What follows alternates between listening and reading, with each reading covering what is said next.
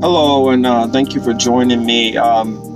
This is What I've Been Thinking with Marcus Cage, and I'm your host, Marcus Cage. I noticed a little different setup, and I apologize for the sunglasses, but I wanted to do this video pretty quickly, and the sun provided good light, but it's super bright, so I needed some sunglasses, so my apologies there. I wanted to talk real quickly about the recent endorsements for Joe Biden. Bernie Sanders has just endorsed Joe Biden, and so has former President Barack Obama has endorsed, former Vice President Joe Biden also. And I guess that I wanted to, talk about that a little bit. You guys know, for the most part, how I stand on a lot of those issues. But I guess I'll just get right to it. With that said, I hope you guys enjoy the video. Thank you. Please remember to subscribe, like, share if you like to, and definitely comment. I enjoy comments, and I enjoy the back and forth dialogue with you guys. So hopefully you guys enjoy the video. Thank you. All right, thank you for joining me. I guess that we will first talk about Bernie endorsing Joe Biden. That I'm not surprised about. A lot of people are belly aching, and that's the straw that broke the camel's back for them as far as supporting Bernie Sanders or listening to him or following further along in his chosen path to follow the movement.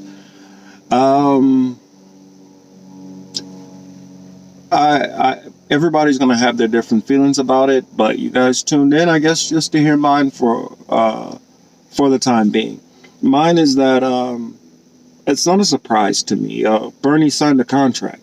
All of the Democrats signed a contract that they will support the eventual nominee. Now, he can decide that he doesn't want to do that and then possibly deal with the repercussions, which could be a legal battle, or not, or it could just be they decide not to take it as far as a legal approach and just strip him of all of his committees and things like that, making him, virtually just a vote, and without having a lot of, behind the scenes influence and decisions which might happen in the Senate.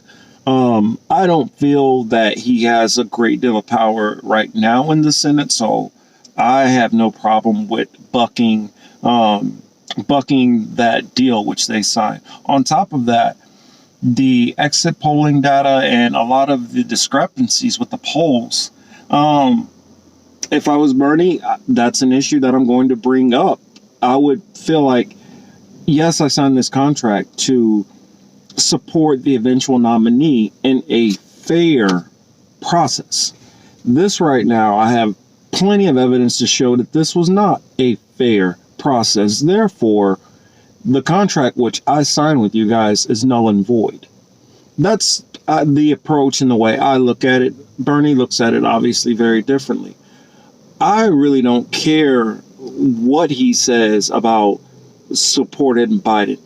We were with Bernie for policies, not with Bernie because Bernie is going to tell us this or tell us that.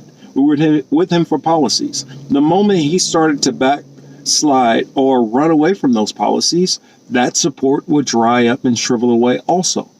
It is the same thing. If he has a hard enough time trying to hold on to all of us, you think that you're just going to automatically inherit that support just because he comes over and endorses you? To me, that's nonsense. And to Joe Biden, the Joe Biden camp, the vote blue no matter who, blue MAGA, whoever you want to call him, it's just not going to work. It's not going to be effective.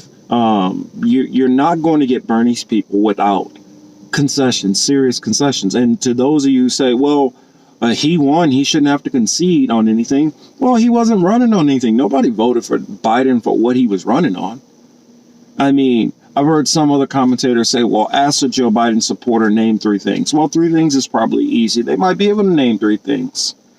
But ask them, which specific policies made you support Joe Biden, or why did you vote for Joe Biden? And I guarantee you, more often than not, you're going to hear the electability argument. It didn't have anything to do with the policies. In fact, the policies, even in the states where Bernie lost by 20 to 30 points, the policies still won. So the policies are obviously shown to be what the people want, even the people who did not vote for Bernie. So to ask for Biden to adopt all, if not majority or half or major chunks of Bernie's legislation or Bernie's proposed legislation, that's not a major ask, I feel, if you actually want our support. Bernie got our support because he had a litany of policies that we all supported, that we can see helping lower income, brown people, black people, Latinos, everybody. We saw that. That's why we supported him. And this half measure stuff, which you're going to get from Joe Biden, just doesn't impress me. I think back to Obama. A lot of people love Obama. He came across very cordial. And what I look at that as, you guys love the aesthetics of Obama. You love because he was a attractive man, an attractive family, and it all looked so storybook. Without taking actual adult, nuanced, grown-up approach to studying what this man has done and how his policies have affected people. Instead, everybody romanticizes the Obama because those people who are in media a lot of times want to be able to have their Camelot. They want to be able to have the whole JFK and this whole family narrative that's all beautiful and all that, so that they don't have to pay attention to actual real issues and real policies. And for those of you guys who fall into that mess, I mean, for instance, when George Bush not too long ago was on Ellen, and then Ellen felt like, well, why are you guys jumping on me? It's just, we can have people who disagree. It's one thing disagreeing with people. I have plenty of people who I'm friends with who I disagree with. Disagreeing is one thing. Being a war criminal, lying us into a war, doing things which you should have been impeached for is not something that you just forgive after a handful of years, just because a man's out of office and because he paints some nice watercolors. That is not acceptable. To many of us on the left, especially to veterans, there's not a lot of love for George W. Bush. But plenty of people can just sweep away his things and ignore it because now he comes across nice and congenial compared to Donald Trump, who's a raving mad idiot. Just because his behavior is so aggressive and so distasteful, it does not make his policies or the things which he's done actually much worse than any other president. Because you can sit here and tell me how bad Trump is all day long, but for everything that you complain about the Trump administration, I have the same exact gripes, if not more, about the Bush administration. Now, don't get me wrong. I'm not saying that Trump is a good president. I'm not saying he has good policies. I'm not saying anything virtually good about Trump in this moment. What I'm saying is to act like Trump is all the way over here on this Mount Rushmore of evil, terrible presidents, and everybody else is just cool and calm. That logic I push back against, because to me, Trump is right here, Bush is right here, Obama's maybe a little step not as worse, but they're all basically in this same bracket of terrible, of bad. Oh, well, okay, you know what? I'll take that back. I won't say Obama's terrible or bad, but if I had to give him a grade, he definitely gets a C- at best. At best. But Bush, Trump, those are Fs. They're terrible. For any of you guys who are acting like Trump is so horrible, do you remember a certain president by the name of Ronald Reagan? Do you remember the crack cocaine epidemic which swept through this country? Do you remember the gangs which rose up all over this nation?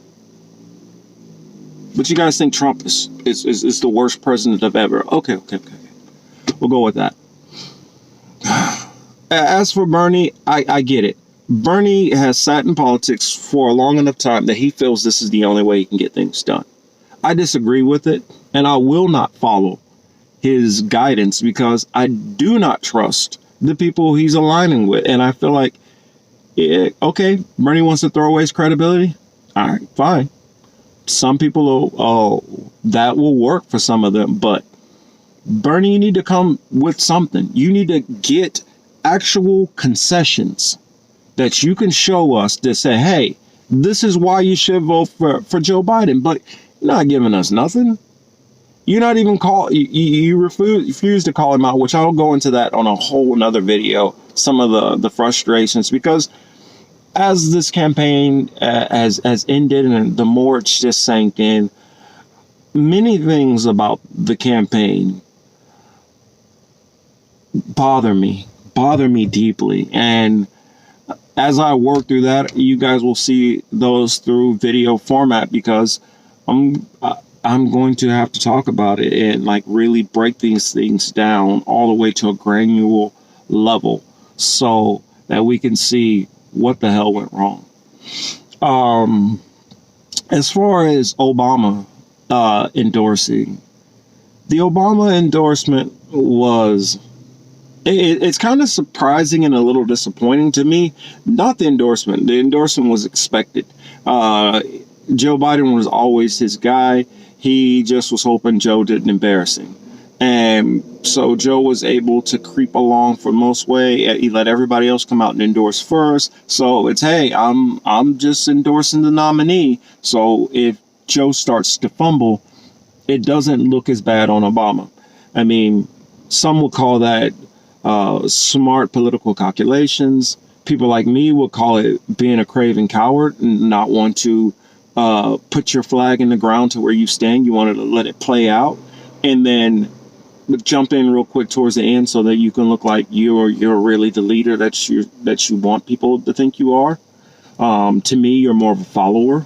But I guess the biggest problem that I had with Obama's endorsement is it was so just empty. It felt empty. It felt like the same platitudes, which I guess maybe it is all the same speech and the same kind of platitudes that he's always used.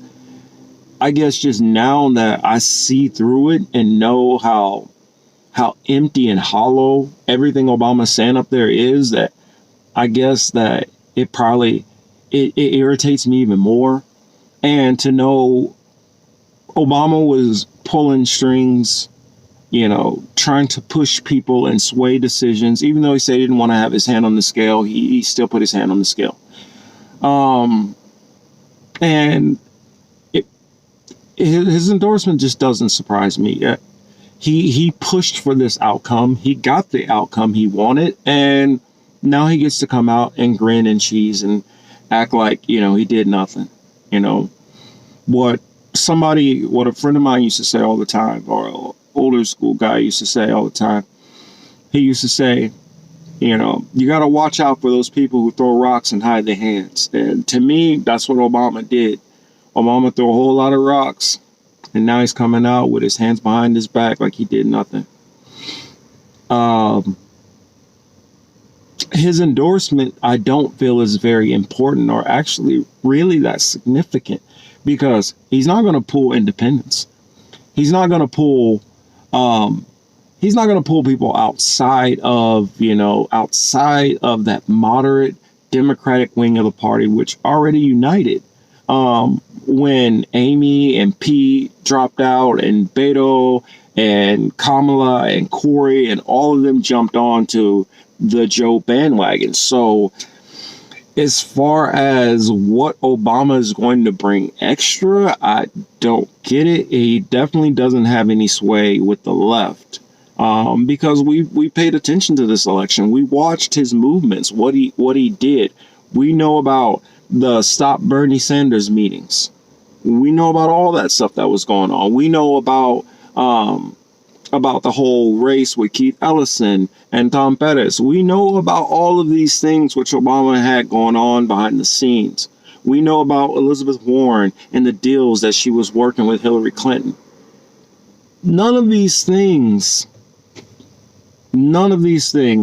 are a shock or a surprise to anybody on the left, because we know what Obama stands for and what Obama really wants. So him coming out now, his endorsement, to me, doesn't mean anything. And for that matter, I mean, Bernie's, I feel, will get some people to sway and to come over to, Team Biden, but this guy right here, that's not enough for me. You want to sign on to Medicare for all? You want to sign on to a Green New Deal? You want to sign on to bringing these troops home from Afghanistan, Iraq, pulling these troops out of Syria, stop selling weapons in Yemen, stop doing weapons deals with the Saudis and all that stuff like that. You want to stop doing some of these things, and you want to start speaking like a progressive when it comes to foreign policy, then we can start having some conversations. But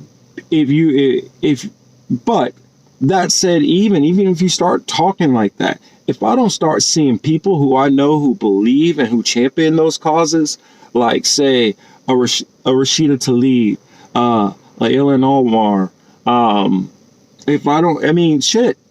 I know a lot of people keep talking about they want a woman vice president, but I see no reason why Bernie shouldn't be the vice president. He has at least a good 30% of the Democratic base that he has solely to himself. No other candidate out there, no other Democrat out there who has a chunk like that. Biden doesn't even actually have that chunk. That chunk is subleased from Obama. And any of those other neoliberals, if they would have won it, it would be the same thing. A sublease from Obama. Nothing more. So one part of the party is Obama, Hillary, Bill Clinton. That's one half of the party. And then you have the other half of the party, the Bernie, the AOC wing, which AOC is starting to make me nervous. Doing a lot of things which I didn't expect to see her do if you would have asked me a year ago. But I guess, like she said, politics does start to affect all of us, and it starts to affect all of us, as in all of them elected. And maybe she's starting to see that she might not be able to be as pure to her values as she touted as she thought she was going to be. That's sad if that's the case, but that said, we'll leave it there. Have a good one.